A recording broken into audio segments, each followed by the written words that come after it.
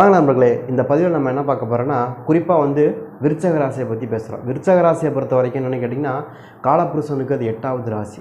காலபுருஷ தத்துவத்துக்கு 8வது ராசியாக வர்றதுனால 8ஆம் இடம்ங்கிறது ஒரு மறைவு ஸ்தானம். அது கூட ஆயுள் ஸ்தானம்னு சொல்லுவாங்க. அது போக மறைவு ஸ்தானம்னு சொல்லுவாங்க.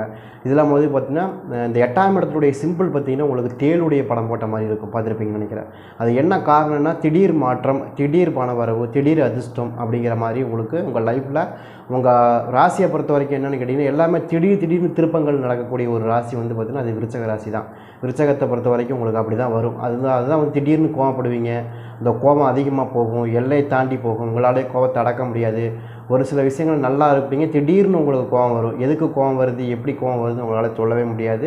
அப்படி கோபமும் வந்தாலும் உங்களால் அடக்கவும் முடியாது. அந்த மாதிரியான ஒரு சிறப்புத்தன்மை கொண்ட, பொதுவாகவே விருச்சக ராசியை பொறுத்த வரைக்கும் ஒரு சிறப்புத்தன்மை கொண்ட ராசி தான். அதில் மாற்று கருத்து கிடையாது.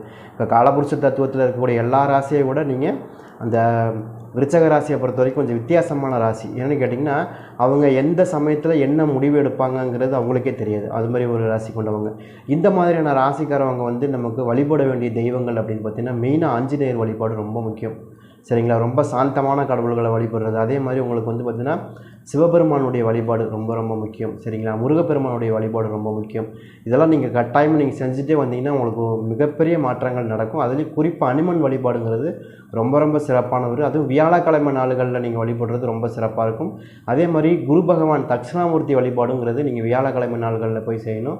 ரொம்ப சாந்தமாக அமைதியாக இருக்கக்கூடிய ஒரு கோயிலுக்கு இந்த மாதிரி போகணும். அதே மாதிரி மலை பிரதேசங்கள் எங்கேயாச்சும் இருக்குது அப்படின்னா, அந்த மலை மேலே இருக்கக்கூடிய கோயில்களில், முருகன் கோயில்களில் வழிபாடு செய்கிறது ரொம்ப ரொம்ப சிறப்பாக இருக்கும். நீங்கள் செஞ்சு பாருங்கள். கண்டிப்பாக இந்த விருச்சக ராசியை பொறுத்த வரைக்கும் கொஞ்சம் வித்தியாசமாக, காலபுருஷன்லேயே கொஞ்சம் வித்தியாசமான ராசியும் கூட. ஏன்னா கேட்டால் திடீர் மாற்றம், திடீர் முடிவுகள், திடீர் திருப்பங்கள் நடக்கக்கூடிய ஒரு ராசி அப்படின்னா அது விருச்சக ராசியாக தான் இருக்கும்.